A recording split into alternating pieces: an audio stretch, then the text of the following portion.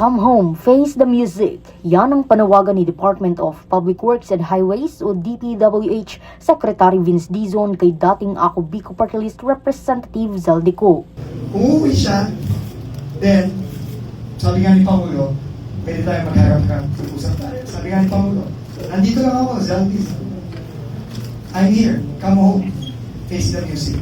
Dagdag pa ng kalihim na dapat ay lumaban ng patas si Zaldico at umuwi na ng Pilipinas upang harapin ang mga paratang sa kanya hinggil sa mga ghost at substandard flood control projects. Kasabay ito ng muling pagsumite ni Dizon ng Joint Referral Report sa Office of the Ombudsman kasama si Independent Commission for Infrastructure o ICI Chairperson Justice Andres Reyes.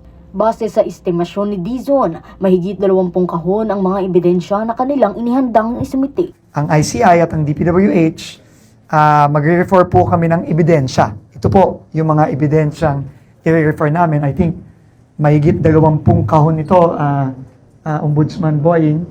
Ito po ay mga iba't ibang kontrata ng mga kumpanya na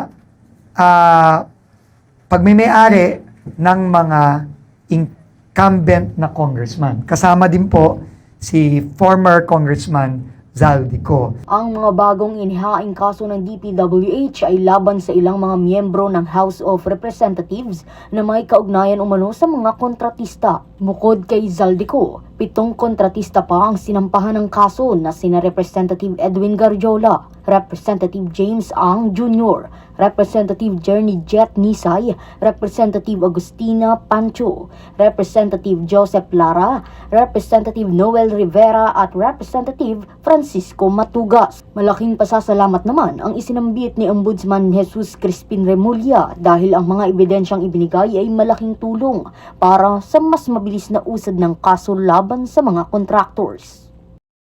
Rayabel Medina, nag-uulat para sa Golden Nation Network.